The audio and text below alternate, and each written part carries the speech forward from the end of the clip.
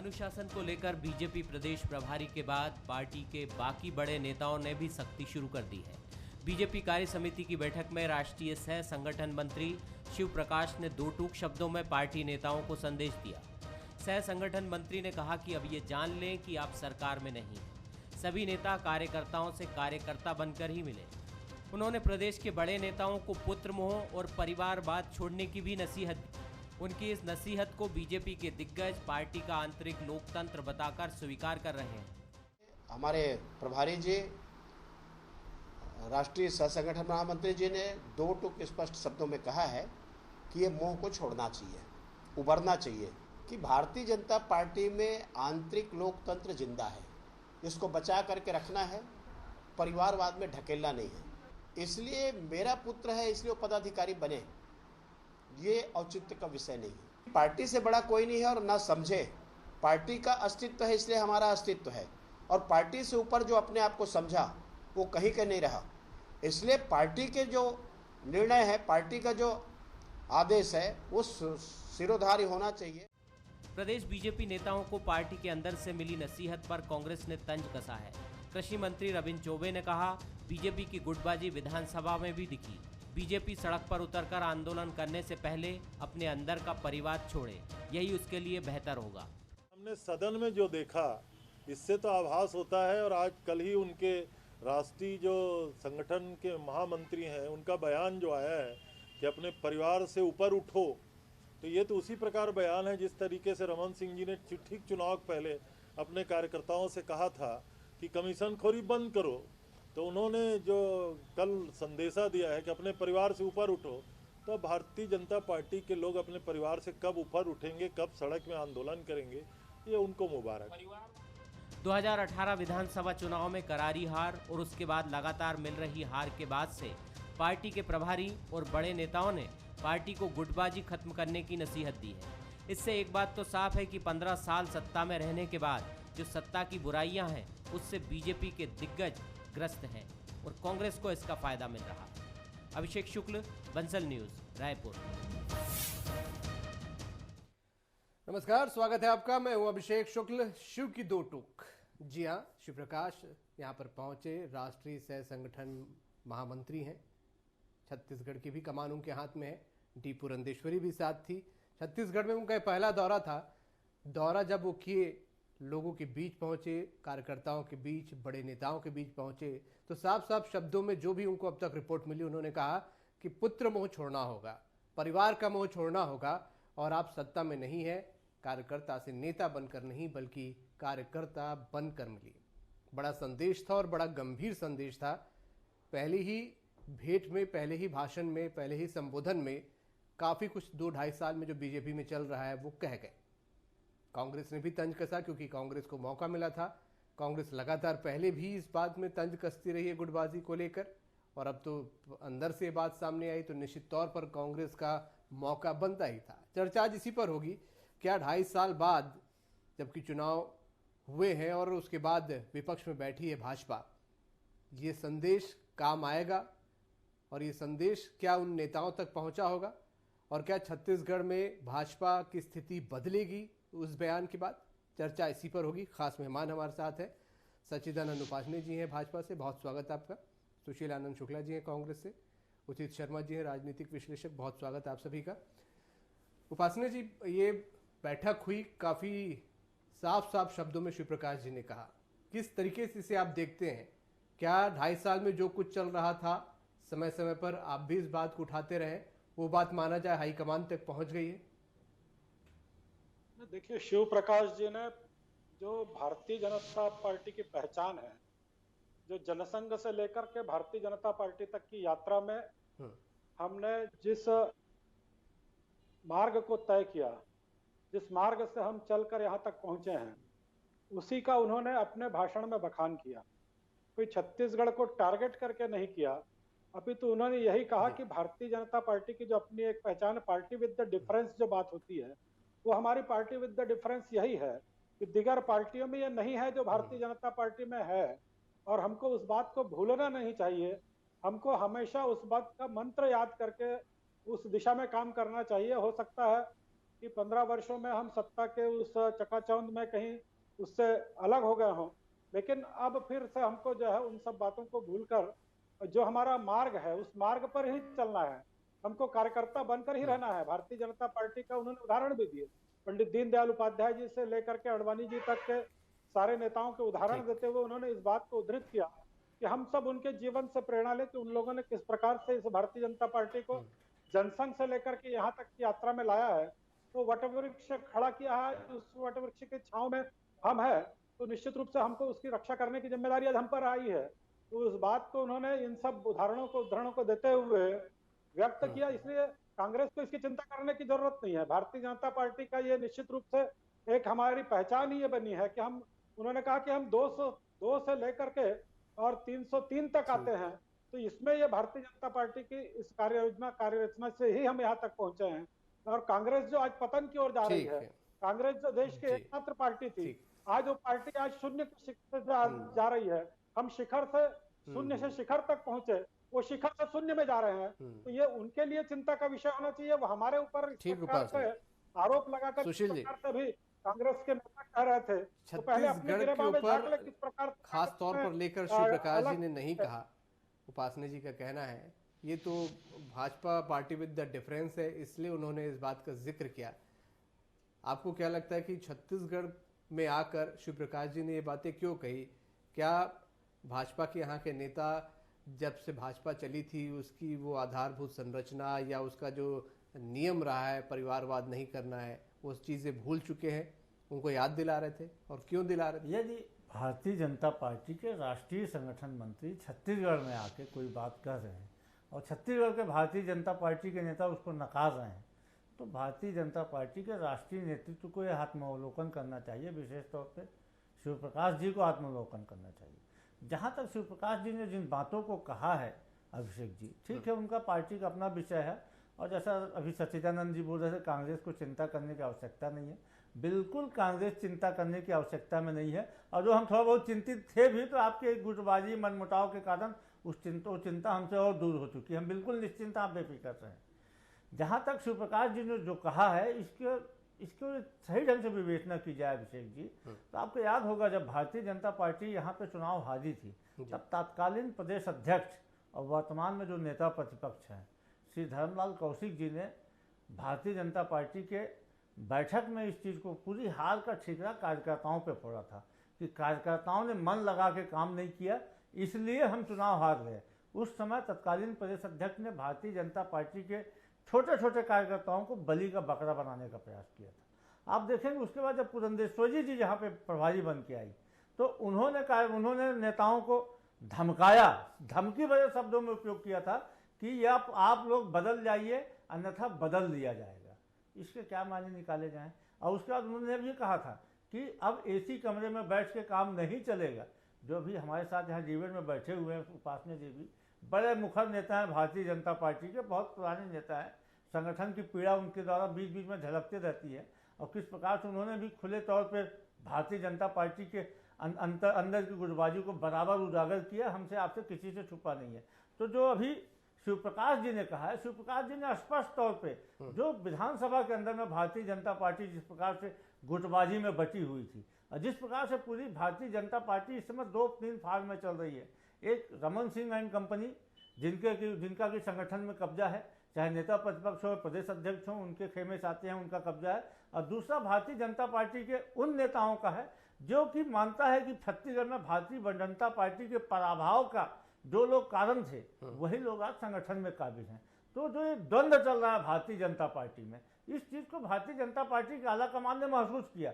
इसीलिए शिव प्रकाश जी को कहना पड़ा कि नेताओं को अपने अहम से बाहर आना होगा। और वास्तव में अहम से बाहर आना होगा। दरअसल 15 साल की सत्ता के कारण भारतीय जनता पार्टी के नेता सुविधाभोगी हो गए। वो न जनता की समस्याओं को समझते हैं, न जनता को समझते हैं। सिर्फ अपने अहंकार में जो जनहित के भी विषय रहेंगे पार्टी के उस विषय में भी सिर्फ पार्टीगत भावना से ऊपर नहीं आ पा रहे हैं। उनका अहंकार जो पिछले 15 साल के जो सत्ता का अहंकार था, वह भारतीय जनता पार्टी के नेताओं में आज भी दिखता है। और यही कारण है कि इनके एक राष्ट्रीय नेतृत्व को यहाँ आके इनके सामने बोलना पड़ता है कि आप लोग सुधर जाइए, अपने अहंकार को छोड़ दीजिए। लेकिन नजर नहीं आ रहा है, क्योंकि जी उचित जी, ये पूरा बातें सुनी, पार्टी के अंदर ही नहीं पार्टी के बाहर से भी इस बात को कहा जाता रहा है, गुटबाजी की बात।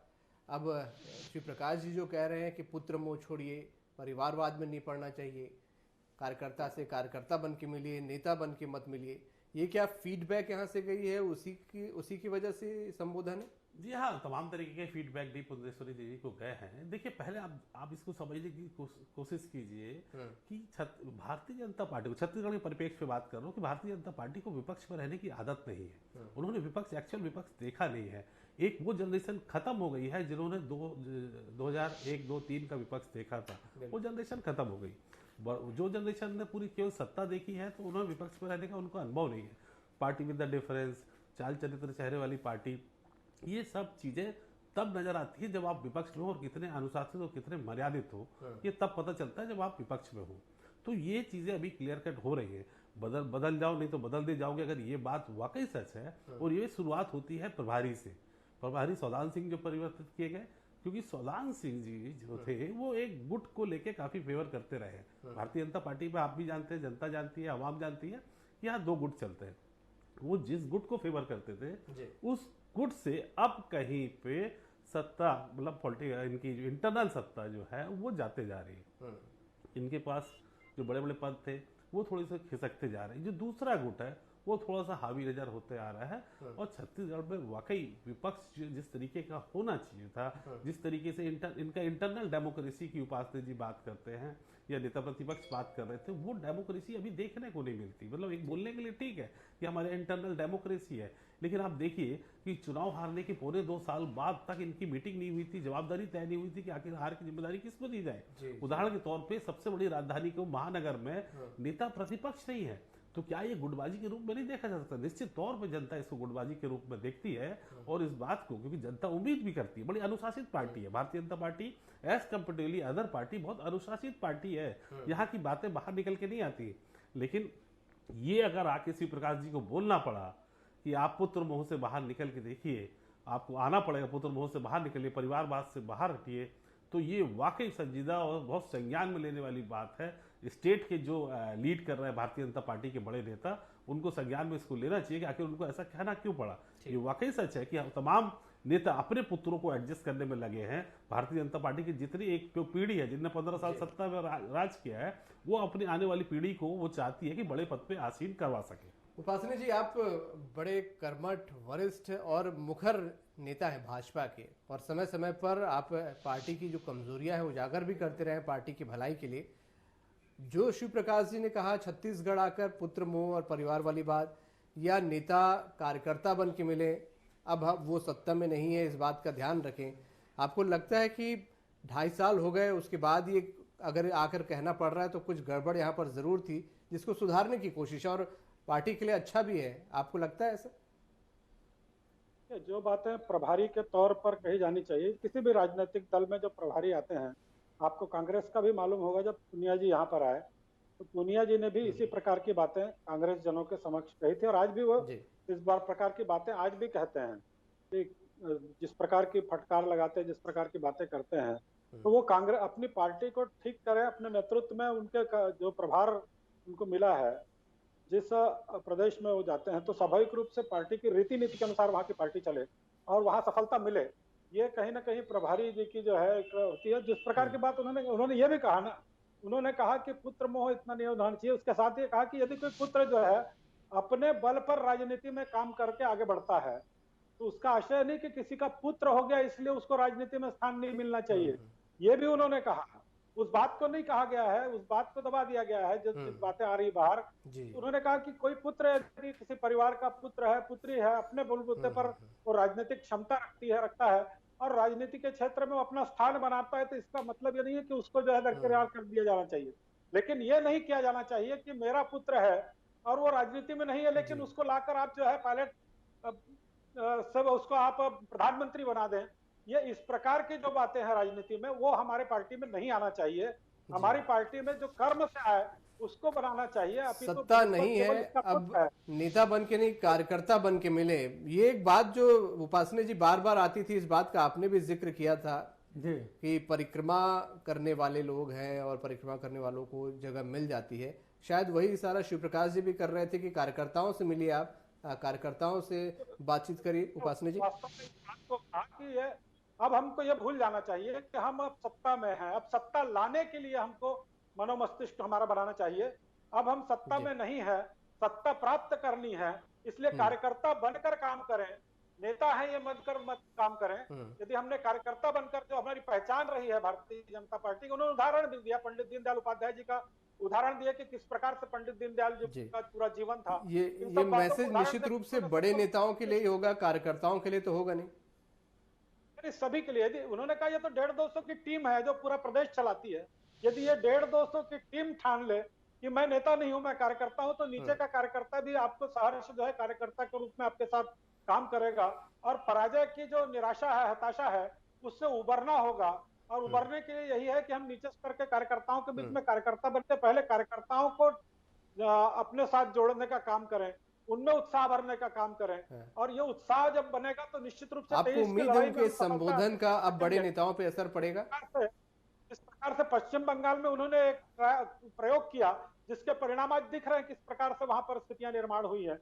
वही भाव उन्होंने कहा कि जिस प्रकार से हमने इस वहां भाषण का, इस संबोधन का, इस नसीहत का असर अब बड़े नेताओं पर पड़ेगा, आपको लगता है? जो शिव प्रकाश जी ने कहा है छत्तीसगढ़ में असर दिखेगा? तो वो लगातार आएंगे, लगातार इस बात की मॉनिटरिंग करेंगे, लगातार जो है कार्यकर्ताओं को, नेताओं को जिस प्रकार से पार्टी की जो रीति नीति है उसके अनुसार चलने के लिए कहेंगे, तो स्वाभाविक रूप से भारतीय जनता पार्टी का कार्यकर्ता हो, नेता हो, वो अपने वरिष्ठ अधिकारियों की बात जो है मानता है। यहाँ पर किसी प्रकार की उच्छृंखलता नहीं है। जिस प्रकार से 23-24 असर पड़ेगा, मॉनिटरिंग अगर लगातार आकर शिव प्रकाश जी करेंगे तो जो अभी तक जो खामियां थी पुत्रमोह वाली या फिर सत्ताधारी दल के नेता जैसा बिहेवियर की, वो चीजें दूर होंगी। उपासना जी उम्मीद रख रहे हैं वो खामी अब दूर होगी। देखिए अभिषेक जी, दरअसल शिव प्रकाश जी की यह चीजें कहने की नौबत क्यों आई? दरअसल भारतीय जनता पार्टी के नेता पिछले 15 साल का जो सत्ता जाने के बाद जनता के द्वारा इतनी बुरी तरीके से नकारने के बाद भी अपने आप को पूरी तरीके से कुछ लोग मठाधीश समझ रहे हैं।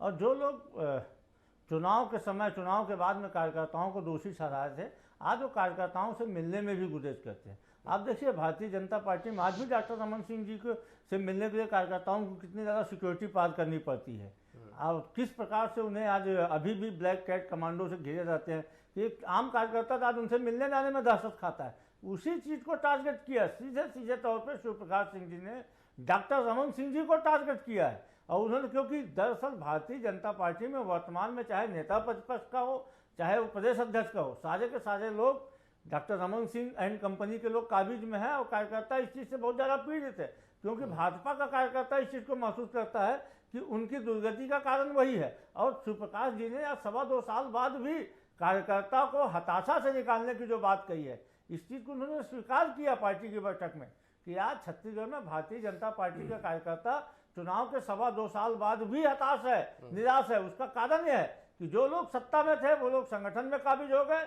और आज विपक्ष में एक ऐसी सरकार बनी है, ऐसी लोक कल्याणकारी सरकार बनी है कि जिसने 2.25 साल में अपने 5 साल के लिए जो वादा किया था उसमें से 36 में से 24 वादों को पूरा कर दिया। किसानों के बीच में, ग्रामीण क्षेत्र में लोगों में खुशी की लहर है, किसानों को समर्थन मूल्य पूरा मिल रहा है, राजीव गांधी किसान न्याय योजना के माध्यम से लगातार सहायता मिल रही है, किस प्रकार से 25 रुपये प्रति क्विंटल में धान खरीदी की गई, केंद्र के विरोध के बाद में राजीव गांधी किसान न्याय योजना लागू की गई। इन सारी चीज़ों के कारण भाजपा का कार्यकर्ता और ज़्यादा हताश है कि एक तरफ तो विपक्ष में जो बैठी हुई सरकार है, कांग्रेस की सरकार, वो लोगों की भलाई के काम कर रही है, दूसरी तरफ इनके यहाँ स्थिति यह है कि आज इनका कार्यकर्ता सोशल मीडिया में लिखता है कि विष्णु देसाई डॉक्टर रमन सिंह जी का है। तो ऐसी स्थिति में शिव प्रकाश जैसे नेता संगठन को समझते हैं, परिवर्तन होगा, कुछ परिवर्तन देखने को मिलेगा, ऐसा माना जाए इस संबोधन के बाद, इस बैठक के बाद। उपासना जी, भारतीय जनता पार्टी के अपने जो कार्य है वो कार्य बराबर चलते हैं। हम तो, मैंने कहा ना कि हम तो लोकसभा में 2 की संख्या में थे, आज 303 तक आए हैं, तो इसी प्रक्रिया, इसी पद्धति से काम करते हैं। हम यहाँ विपक्ष में है तो निश्चित रूप से अगर ये चुनौती हमारे लिए सरकार में आने की, और कांग्रेस भयभीत क्यों होती है? डॉक्टर रमन सिंह जी के नाम पर हमेशा भय रहता है इनको, डॉक्टर रमन सिंह के नाम को लेकर ये इतने भयभीत रहते हैं कि वो ट्वीट करे तो इनकी हालत नहीं खराब हो भयभीत जाती है है, भाई कुछ साहब, बोले तो इनकी आपके हालत नेता खराब हो जाती भयभीत है। हैं। और एक नेता इनका ऐसा है जो डॉक्टर रमन शिवप्रकाश सिंह जैसा परेशान किए और नेता, रात को नींद उनको भी अपना बोझ समझने करने में भी, लगे हैं। जिन्होंने 15 वर्ष तक पटखनी दी, वो नेता से भय तो इनको कार्यकर्ताओं से स्वाभाविक मिलने रहेगा। का पुत्र 15 की साल तक बातें कांग्रेस आखिर को इस शिवप्रकाश प्रदेश जी में आने नहीं डॉक्टर दिया। रमन सिंह जी को ही कांग्रेस का टारगेट गढ़ कर रहे तोड़कर हैं। जिस नेता ने और कांग्रेस को आपने भी सफाया जो कर दिया, पराक्रम और और परिक्रमा छात्र की करके बात इस की पर थी, सरकार में आ गए हैं, ईमानदारी से तो बोलेंगे स्वाभाविक तो आप भी रूप से डॉक्टर रमन सिंह के जैसे ही प्रति जो आज प्रताड़ित सत्ता हैं। में आज आप जैसा वो विराट, है, आप जैसा रूप से पुराना कार्यकर्ता आज डॉक्टर रमन उपेक्षित सिंह है, का भय तो कहीं न कहीं इनको डॉक्टर रात को भी रमन सिंह जी सताता की है, जो दिन को भी सताता नीति है, है तो उसके भारतीय कारण आज जनता आप पार्टी की उपेक्षित बात हैं। आएगी तो डॉक्टर रमन सिंह से ही भयभीत रहते हैं। तो एक तरफ अरे केवल जिस एक आदमी तरफ ने इनको भाजपा भूपेश को बघेल की डुबो तारीफ दिया, की है, जिस और दूसरी आदमी के तरफ कारण डॉक्टर रमन भारतीय सिंह जनता है, पार्टी आज ये इस बुरी इनके लिए स्थिति में हो वास्तव में गई एक कमजोरी कि है 15 कांग्रेस के साल लिए। सरकार चलाने कांग्रेस के का बाद भय बोलता जो है, 14 सीटों में कांग्रेस सिमट का गई, भय बोलता है, उस नेतृत्व के सामने हम क्यों भयभीत होंगे भाई?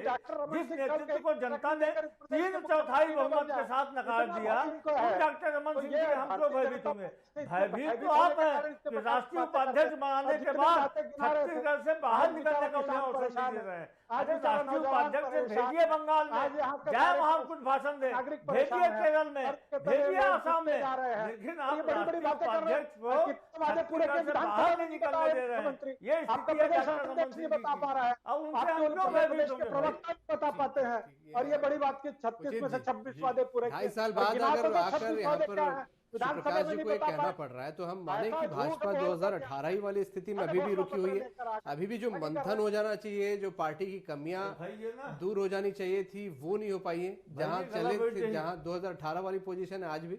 हाँ बिल्कुल, आप सही कह रहे हैं अभिषेक जी, ये वही स्थिति बनी हुई है क्योंकि छत्तीसगढ़ में ये ना आम की सुन रहे हैं ना आवाम की सुन रहे हैं। वाकई ये ठीक है कि नेता अपने मंत्री पद के प्रभाव से अपने प्रभाव को नहीं छोड़ पा रहे हैं और इनके कार्यकर्ता उतने अभाव में चल रहे हैं। ये बात सत्य है। जो भी दर्द है उनको कई चिट्ठियां लिखी गई, जो भी यहाँ के प्रभारी है उनको चिट्ठियां लिखी गई, उनको रूबरू कराया गया, जो आम कार्यकर्ता द्वारा उनको मेल किया गया, बिल्कुल सब इन चीज़ों से जो खबरें आई हैं वो ये कि उनको एक एक चीज़ की उनको आइडिया है कि छत्तीसगढ़ में चल क्या रहा है। रहा जो उपासने जी कह रहे थे, हालांकि व्यक्तिगत नहीं जाऊंगा कि भाई अगर पितृमोह से, तो उनका सीधा सीधा इशारा जो है वो रमन सिंह से था। हमने ये भी देखा कि कितने पुराने कार्यकर्ता कितनी जहदोजहद के बाद वो आए थे। अगर मैं उपासने जी की बात मानूं तो पूर्व सांसद राजनांदगांव ने कोई जद्दोजहद नहीं की थी, ना ही वो कोई कार्यकर्ता और ना ही उन्होंने कोई संघर्ष किया था। उसके बाद भी सांसद टिकट पाके वो सांसद बने। तो ये पुत्र मोह का सीधा सीधा इशारा डॉक्टर रमन सिंह की ओर ही था। और ये वाकई सत्य है कि अगर भारतीय जनता पार्टी 2023 के चुनाव में अगर आना चाहती है तो उनको इस धड़ा जो सफल 18 में नहीं हुआ, उस धड़े को टोटल हटा के कोई नए चेहरे को सामने लाना पड़ेगा, नई ऊर्जा को लाना पड़ेगा, नए मोटिवेशन के इंजेक्शन इनको लगाने पड़ेंगे तो संभव है। देखिए आप डी पुंदेश्वरी के केवल फोकस से सत्ता में नहीं आ पाएंगे, आवाम की आवाज उठा के आवाम की भी क्या वाकई चल पा रही है? क्योंकि नियुक्तियों की जो बात उन्होंने कही थी, नियुक्तियां आज भी पूरी नहीं हो पाई। अल्टीमेटम के बाद भी चीजें उनकी निगम लगातार में अभी भी नेता प्रतिपक्ष गायब है। फोकस वो मोटिवेशन डालने की कोशिश तो जरूर कर रही है, लेकिन केवल डी पुंदेश्वरी जी के मोटिवेशन के इंजेक्शन से काम नहीं चलेगा।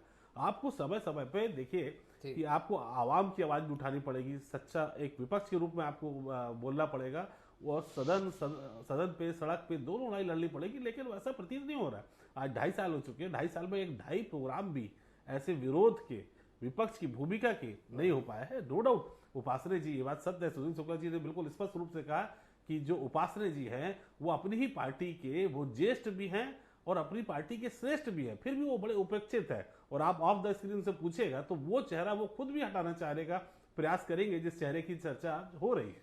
उपासने जी, आप जैसे वरिष्ठ नेताओं की कब चलेगी? 2.5 साल तो गुजर गए। ये किसने कह दिया कि नहीं चलती है? भारतीय जनता पार्टी के हर कार्यकर्ता की जो है सुनवाई होती है। हर कार्यकर्ता, आज मैं बैठा हूं तो मैं भारतीय जनता पार्टी के एक वरिष्ठ नेता के हैसियत से यहाँ पर भारतीय जनता पार्टी का पक्ष रख रहा हूँ। मुझको कोई मना थोड़ी किया गया है भारतीय जनता पार्टी बैठे अपनी योग्यता के दम पे बैठे हैं जी। ये नहीं तो आपको काट दिया गया, बताइए किस प्रकार से सहज अध्यक्ष में इस मामले में आपको काटा गया, किस प्रकार से आपके चैनल के सामने आकर टीवी में बात के बाद मैं धीरे-धीरे यहाँ तक पहुंचा हूँ। तो मैं भारतीय जनता पार्टी की सीढ़ी तय करते हुए यहाँ तक पहुंचा हूँ। और मुझको जो कुछ दिया है भारतीय जनता पार्टी ने, मुझको विधानसभा का टिकट दिया, मुझको लोकसभा का टिकट दिया। आज मेरी यदि प्रदेश में पहचान है, आज यदि आप उचित शर्मा जी, उचित जी जैसे लोग मेरी तारीफ कर रहे हैं, कांग्रेस के प्रवक्ता यदि मेरी तारीफ कर रहे हैं, तो ये मैं भारतीय जनता पार्टी के कार्यकर्ता के नाते आज मेरा जो चाल चरित्र चेहरा है उसके कारण मेरी तारीफ कर रहे हैं। तो कहीं ना कहीं वो भाजपा की भी तारीफ करते हैं। तो मेरी तारीफ कर रहे हैं, योग्यता है और आपको वहाँ अपमानित किया जा रहा है भाई। आप बहुत वरिष्ठ नेता हैं और ये रमन सिंह के आप जैसे सैकड़ों कार्यकर्ताओं को उपेक्षा की जा रही है और हम नहीं चाहते हैं कि विपक्ष में इस प्रकार की स्थिति हो। अच्छाइयां हैं, इस कारण आप कहीं ना कहीं मेरी तारीफ कर रहे हैं तो भारतीय जनता पार्टी की तारीफ कर रहे हैं। नहीं, भारतीय जनता पार्टी की बुराई है कि आप जैसे अच्छे व्यक्तित्व को दबा के रख रही है, आप जैसे निष्ठावान कार्यकर्ता की उपेक्षा कर रही। ये आपसे तात्पर्य, सच्चिदानंद उपासने से तात्पर्य मेरा ये है कि उन हजारों लाखों कार्यकर्ताओं की उपेक्षा है जो बेचारे मेहनत किए, जिनको चुनाव में जो कि जाके जनता को 15 साल के कुशासन का जवाब नहीं दे पा रहे थे, जिनको रमन सिंह के भ्रष्टाचार का जवाब जनता में फेस करना पड़ रहा था, आप जैसे लोगों को फेस करना पड़ रहा था। कमीशन खोरी बंद करने के बाद कार्यकर्ताओं पे तोहमत लगाते थे रमन सिंह, कमीशन खोरी वो उनके मंत्री करते थे, अपील करते थे कार्यकर्ताओं को कमीशन खोरी बंद कर। कार्यकर्ता थोड़ी नाम घोटाला कर रहा था या कार्यकर्ता का कोई बात वेबिनार आइलैंड में आज समय मेरे पास इतना ही है। इस पर चर्चा करने के लिए सच्चिदानंद जी बहुत शुक्रिया, सुशील जी आपको भी बहुत शुक्रिया। चर्चा बड़ी अहम थी। उपासने जी और निश्चित रूप से उपासने जी मुखर वक्ता है, प्रवक्ता है, पार्टी के नेता हैं और पार्टी की जो कमियां हैं, जो अच्छाइयां हैं सामने लाते रहे मुखर होकर। कई बार फायदा भी होता है, कई बार नुकसान भी होता है। शायद उसी को ही शिव प्रकाश जी ने अपने उद्बोधन में कहा है, साफ कहा है कि ऐसे ही नेताओं को सामने लाना चाहिए और जो नेता है, बड़े नेता, जो दिग्गज नेता है, कार्यकर्ता बन के लोगों से मिले, तभी पार्टी का भला हो पाएगा। आज का मुद्दा में इतना ही। नमस्कार।